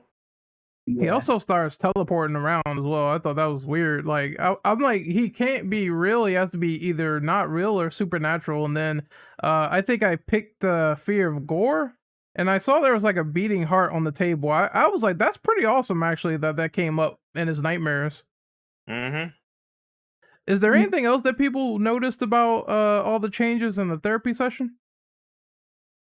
I just found Good. No, I just thought it was really interesting that depending on what you picked, you might see more of those things in the game, like the fear of scarecrows or clowns or whatever it was. Some of them popped up more often in the game, which I found really interesting. Yep, I saw the fear of scarecrows as well on my playthrough. Yeah. Yeah, like if I remember correctly, if you choose I think it's the choice if you have the fear of drowning or the fear of heights. But depending on which one you choose, I think if you choose the fear of drowning, you can actually hear lots of. I think there's more rain outside, and there's also like you can hear crashing waves in the background at some points. And I think the fear of heights, you basically hear a lot of wind, and you hear a lot of like, it sounds like there's like a hurricane outside the window, but it's very faint if I remember correctly. I kind of like that they play on what you pick. I can't remember a game that's done that in recent memory at all. I think the closest was Silent Hill Origins, but I have not played that game, so I cannot say anything about it. But anyone else on the psych profile? I was going to mention one thing. It was mentioned how you have to pretty much find out the fact that Josh is essentially, mentally ill, and that the doctor you see is not the real one. You actually have to go out of your way to find that. It's pretty well hidden behind some of the gameplay, so that's quite missable. Yeah, I believe. It's literally you gotta pick up Josh's phone to find that out. And in order to do that, you have to escape Josh when he's wearing the psychopath getup as Sam and get into his secret room in the back, don't you? Mm-hmm. Otherwise, you don't see it.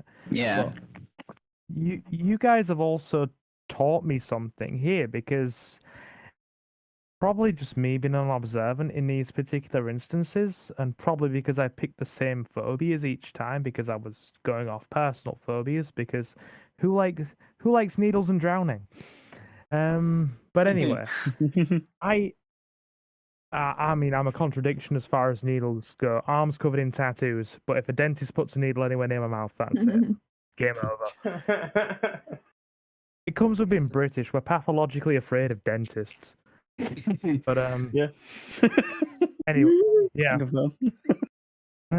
You guys got two big teeth. But yeah, I didn't know that the therapy session choices could change depending on the choices you made. I thought that was purely aesthetic. So until you guys told me about that, I was utterly clueless. So I might have to in another playthrough just try it again, flip them around a bit, and see what comes up. Yeah, when you don't play the game and you watch multiple playthroughs and people choose something different, you tend to notice that. I have to keep an eye open for that one. But did anybody else get any indications earlier on that something was up with Dr. Hill before you actually found the phone message in this, or the phone and the messages in the secret room? Yeah, the beating heart on my desk. Like the moment I saw that, along with the snake and the other thing I picked in my first playthrough, I'm like, something's not right here. What are you? Yeah, I mean, that's a very good point. And again, I wouldn't have seen those because of the choices I made. So yeah, that's a very good point. Anyway, yeah. Yeah. Fair enough. Yeah, I guess we're done here. We're in. Yep. I think we're Alright. moving on to the last one now.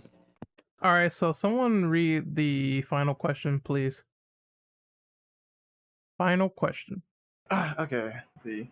What would you like to say about the treatment of the series and how it was handled after the VR spin-offs? Do you think a real sequel should have been made, or do you think Until Dawn was better as a one-off? Okay, so slight correction. The second VR game is actually a prequel, not a spin-off, so it's canon. Where unlike Rush of Blood, where it's like a shooter, a spin-off shooter. But that being said, though, like I wish it wasn't VR on my end. I do hope they do make a sequel though, but I think they should do more of like an anthology series, like how they're doing right now with the Dark Picture stuff. But if they do a sequel though, I hope that they actually explore the characters again, but like give them more like a backseat, like give us like like I don't know, like how they did like the 1952 stuff where you pick up clues about the characters in some way, how fashion whatever, right? I just want to know what's happened with the characters after the fact that survived. But that being said, though, like I'd like the series had more stuff after the fact, though. Just I wish it was more like a more direct sequel or something that is more accessible instead of VR, because not everyone will have a VR versus a standard controller. But I do appreciate the prequel title that actually explains one important detail that happens literally at the beginning of the game. I will be happy to talk about it though if anyone else don't care about spoilers about the game. I don't care. I think At we're least- Go knee for it. deep. Yep. I mean, Okay. I was. No, go ahead. I was just going to say, please give me more insight because my eyes aren't amazing, so I can't even use VR. So please, by all means, give me the insight. Okay, well, see, the most TLDR possible. The main character is the Wendigo that knocks Hannah and Beth down the cliff, and that's what the stranger kills. So I think that one right there was the quote unquote head Wendigo spirit or whatever, and that went to Hannah when she went ape shit. Interesting. Fair. It does go in a little more detail about I think what happens in the hospital ward thing, but I don't want to go in detail that because I don't have all the lore bits verbatim memorized, so I won't go into that though. But the most important thing is that it does sets up literally the beginning of the game because your main character is the Wendigo that attacks the two twins. That's what that doesn't say. How? And that started this chain of events of Until Dawn, which brings back what I said earlier. Like, all this is just literally a circumstance of chance or whatever, butterfly effect. So it literally pays homage to all that. This is why I actually give linking into actions and consequences. This is why I will actually give Josh some sympathy. Because yes, he did some horrendous, truly unforgiving or unforgivable things. Unforgiving and unforgivable. But at the same time, he was grieving. He was seriously mentally ill, and he also never intended for any of this to happen, did he? Mm-hmm. So I am quite willing to give Josh some sympathy, and I thought he was quite likable before I found out everything that he had done, essentially. And above all, he was not a killer, and he was extremely careful to not kill anyone too, like with his traps. So like, no, it's not like he wanted to go out of the way obviously to kill him, right? Like, he just wanted him to feel the same torment that he felt with lost his sisters and all that prank, quote unquote, they did.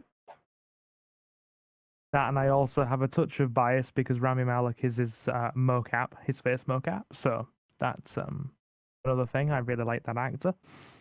But just linking into the question and not being too random. We see in the sanatorium, right, that a lot of the Wendigos are still left.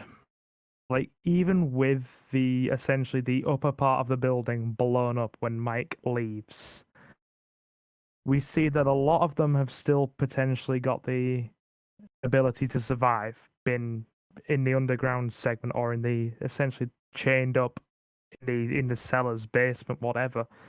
you think it would be possible to actually have any kind of sequel material from the fact that there's still a sizable amount of Wendigos left on the mountain, or do you reckon that's a place where we wouldn't potentially go back and revisit again because we've been there before?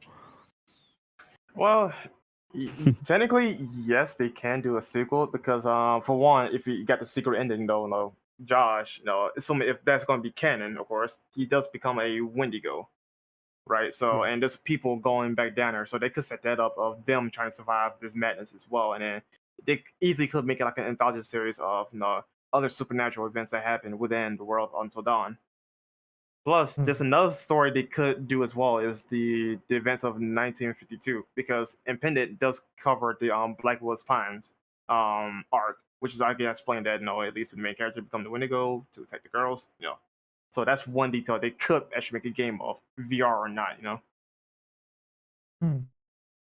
I mean, just let me get the words together. They're a bit jumbled up in my head.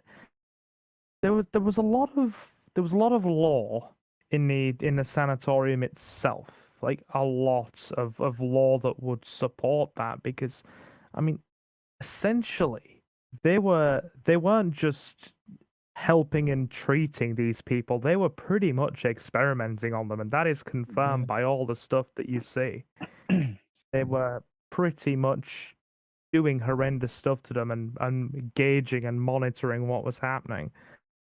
I mean, Yeah, that was the source of it all too. So that's unfortunate. Even if it's outside the vein of what the main story is, I would really like to see, even if it's just like a short couple of hours horror spin-off where something happens in the sanatorium. They've got every potential resource there to do it. But didn't the developers of this game move on to another horror game afterwards? Supermassive, the developer. Yeah. Picture anthology. That's under Namco right now. So they're busy doing that stuff. They're doing the Dark Pictures anthology. And so far, only out of the 3 games they made, only one of them I would consider is decent or good. Damn. Yeah, just like a quick rundown. I think the first one, which is Men of Medan, that one I think is trash as shit. Little Hope has one of the worst endings. I'm not gonna spoil it, but it has probably one of the worst twist endings in ever. Like, it's just not good. But House of Ashes though is definitely like super close to like on par with quality of Until Dawn, and I highly recommend you would play that one. I might check that out, because I was seriously considering, I won't digress too much here, but I was seriously considering streaming Man of Medan, but considering you just said it's shit, I might go for the other one instead. Yeah. I would say try it out for yourself. Honestly, I only hate Man of Medan because it doesn't feel like Until Dawn. Until Dawn set a bar so high that Man of Medan just suffers for it. Not only that, it does have a lot of issues like bugs and glitches that kind of make the games kind of stupid. And there's some decisions that you can make that are just like downright like okay. And the game it just doesn't play well. In my opinion, like the plot and the story doesn't play well. Little Hope, they try to do something interesting, but then the ending completely screwed it over. Like the ending just did not work. Always see for yourself, because I remember saying Resident Evil 7 was a bad game until I actually tried it. Yeah, but I'm be real quick though. I want to be honest here though. Like Until Dawn's not a technical masterpiece either. Because there are certain segments where you actually see a JPEG, especially at the beginning of the game, or you see like cell shaded rocks, or the game is just chugging its frame rate and things being out of sync. So like, I'm not gonna be saying like it's a technical masterpiece either. So I'm not surprised that Dark Picture has like this weird stuff. Yeah, like I said, like I think Until Dawn just sets the bar high for like storytelling, characters, and plot.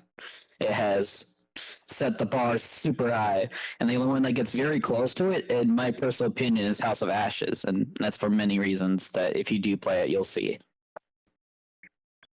I feel like some of. No, Wait, go ahead. You're fine. yeah, this. I was gonna say I kind of felt the same way with Until Dawn. I felt like it was there was a bar set super high, and I actually didn't play Man of Medan until last year. But playing through Man of Medan, I was kind of just I felt really underwhelmed, especially with like I don't know if that game was shorter than Until Dawn. It was. It's like a couple hours shorter. Yeah, I wasn't really here for the storytelling. I didn't care about the characters. Like I don't know. It was really weird. But it is a game that would definitely say try for yourself just so that you do have the experience. I haven't played Little Hope yet, but it makes me really sad that the ending doesn't Yeah, the ending's not do good. well. It's not a good ending. Like the beginning and the middle, it sets up for something interesting, and then the last like 15% of the game completely takes a nosedive in its twists. It's like, why would you do it? Ugh. Like if you want, I think if you want to have like a private DM, like I would explain it to you if you don't want to. Oh no, I already bought the game. I'm gonna play okay. it. Never mind then. Never mind. But we Oh, that's not a spoilercast for that series though. So Yeah. it's like keep on the wraps and wrap Yeah, that up. Of course. I'm not trying to spoil anything, but just be prepared just to be disappointed yet again. That's really sad. I think Yeah.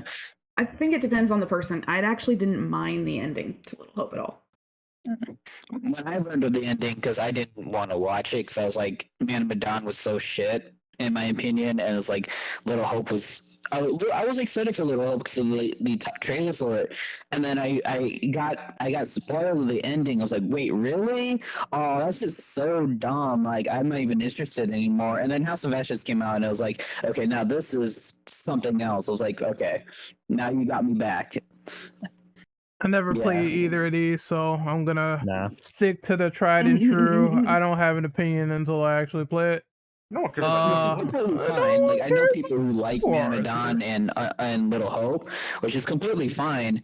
It's just that on the terms of like if you were expecting something Until Dawn, it's just nowhere near unless it's House of Ashes. That's the only one I consider that's close enough to Until Dawn. The only thing I kind of agree with is that the frame rate issues, I've seen those. I have seen those for Until Dawn. So if they iron those out, at least that's kind of like a little bit of brownie points. But I don't know. We'll see what happens. I guess that's the mentality I'm in right now for it. Just an observation in terms of the frame issues as far as Until Dawn goes. I think that's more a hardware struggling to keep up with the game issue. On Is it? observation, I know this no, is seriously, diverging, but is it any different on PS5 since you have one? yeah, seriously, Ren. I was about to say it's not perfect, but it is improved. So I do think it's just the hardware of the PS4 can't keep up as well. But Like- see, like I would agree with you on that though. But there's other games like it, or like a little bit more demanding, and it doesn't have that same issue of keeping up the game, right?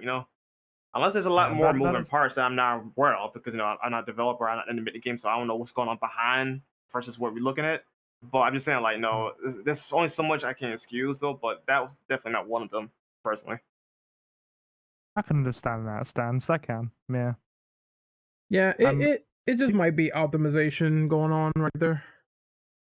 Like, okay, let me put it like this though. Let's take Resident Evil 8, like, on PS4. It has clear issues, given that it's last gen port that was done quickly, give or take. But that doesn't have nearly as like the frame rate or graphic issues that I had with Until Dawn. Like, it wasn't terrible, of course, though. I'm saying it's like all that, but it just like they were pretty glaring. Indulge me, because I'll only digress for a moment. How is the performance for that thing on PS4? Because I've literally only played the PS5 version. Village. Yeah. Yeah, Village. It's actually really competent though, but there are certain times where if you go too fast, faster than the game can actually stream. There would be segments where you actually have to wait for the game to actually load, like an actual loading screen, and then it will go through. Those are more rare, but the more common ones is your inventory loading. Sometimes that would take a good 30 seconds for it to pop up. Same for the menus as well. Menus to menus when loading to other areas, it takes a bit I think one of the most notable ones that's very easy is like booting up a game of Mercenaries. It takes a while to load. Really, because the Xbox didn't have that much of an issue. Xbox One. Yeah, Interesting. I was about to say that. Yeah. That is The Xbox interesting. One. No, was Xbox like- One had similar issues though, but they're not game breaking though. It's just No, just loading and I- stuff. Apart from honestly, maybe loading into Mercenaries, I didn't have any loading issues with I Village. That was me. I had a base Xbox One, and that thing was okay with loading. Even Mercenaries had loaded decently well. The only issue it had was just the typical frame rate issues that I had, and like the graphical downgrade. That was about it. Yeah, I did hear about Yeah. the frame rates being on base Xbox being a little, It was choppy. It was like it glitched from 30 to 40 most of the time. And Oh. very rare occasions it went down to 20, but that's because there was like a lot going on. Damn. And I speed run the game, and I didn't have any loading issues. And I fucking beat that game 8 times in a row when it came out. Amateur. But I want Only to 8. I want to cycle back to I beat it 8 times, and then I had to move on to other games because I didn't want to burn myself out. I want to Yeah, cycle true. back to the question. So for Until Dawn as a series, just having like the main core experience and that's it, or wanting more. I don't know. I think Sony probably should have saw like they struck gold with this, because I'm pretty sure this game like did well, right? It had to, because It did better than they expected it to be. 'Cause Yeah. Despite the game had like legit no marketing, I think the word of mouth literally, and the streamers, of course, because they can sell a product. Like a show sell a bag of shit and you'll buy it, right? But okay. But yeah, like the game did much better than it was actually expected to be. So like it did struck gold for the most part, given the drama it is and the low marketing it had. also Yeah, let what me about check how well it sales? sir? did. Yeah, it sold well. Well, for Until Dawn, or just Sony titles in general, because Until Dawn, it sold really well. It sold Dawn- past Sony's expectations. Yeah, okay, because I was about to bring up Days Gone. I'm about to be like, hold up now. That's a whole other story, but Sony was like, I'm throwing that out the window. 5 million sales, that's nothing. I mean, in fairness, though, Until Dawn did get 2 other games afterwards, so like clearly it did enough to warrant a another game. Plus, Yeah. but that was also different management at the time. So like, in fairness, Yeah, but I always think with IPs in terms of success, Sony is always kind of like picky and choosy, because clearly it was great for them for Until Dawn, but they didn't pursue a sequel with it in terms of like a real legitimate sequel. So I don't know. I would say it's up in the air. It's always go ahead. hold on. That's also to do with Supermassive wanting to do other projects. So like, they want to do with the Dark Picture series. So Did they confirm they just wanted to do Dark Picture like yeah, I on their remember own? seeing that in an interview somewhere. Interesting. They wanted to move on to do other projects. They wanted to do other stories, and they were greenlit to do like an anthology series of just different stories, because they had a lot of ideas for Until Dawn, which they kind of scrapped, but then they kind of revisited them for the Dark Anthology series, which is kind of cool. Mhm. But like, unfortunately, in my personal opinion, and quite a few others, the first two didn't hit. The first two sold well commercially, like it was a commercial success, but like reception wise, Man of Medan was mostly mixed to negative, and then Little Hope was mostly mixed to slightly positive. It was slightly better than Man of Medan, but like again, it still suffered some of those issues. House of Ashes has been mostly positive, and that one sold really well. And so it might just be a case of then, well, we didn't want to, they wanted to do their own thing, and clearly we have a lot of other IPs to put out, so we're going to let them go ahead, as opposed to a situation like Returnal and Housemarque, where it's like, it's their first run at the bat. We like this, and we're going to just buy the whole studio. So different times might definitely factor into what went on there. But in terms of seeing like a continuation or something, I would be all for it. Like, if they want to do it, then I don't see why not, because I do think that while they left it off nicely, it's still a ton of lore there. Yeah, like in my personal opinion, if they ever did a Until Dawn sequel, in my personal opinion, I would say just do entirely different story and characters. Different era, maybe that So, work. so like A another different era anthology, isn't bad practically. either. A different era wouldn't be a bad idea either. Yep. But if you were going to do an Until Dawn sequel, I don't think having a few cameos of returning characters would be nice. But I think we need a new cast, in my personal opinion. It would work better storytelling wise to have a new cast because it's better to have characters grow instead of having returning characters who already had grown and had changed. I just wouldn't work. I think having a new set of members, like it could be the setup as like, oh, some people heard about like there were some murders or kills over here. Like let's go investigate, like Scooby Doo shit, and then they get sucked in the shit, Oh my god. and they're like, okay, we made a mistake coming here, and we need now to survive. No, Like, I feel hold like on. a different story point or a different time period would be a better way to produce a sequel. That's They just do how I say feel let's split up, so they're kind of on the tipping point of that one. Oh, about- yeah. Or there um, could be a strange hypothetical universe where there's a DLC spin-off where Matt actually gets some screen time and doesn't get killed in 47 different ways. Until Dawn Definitive Edition Yes. be all for it. Director's Cut. Yeah. But yeah, Supermassive, they've been focusing only on the Dark Anthology. They're having their season finale is the next game. The next game's their season finale, which honestly seems very interesting since House of Ashes being as good as it was. I'm hopeful that this next one's going to be just as good, if hopefully better. Even if it doesn't seem, even if the idea of it, which they showed, isn't my forte, I am very optimistic that they could do something really good there.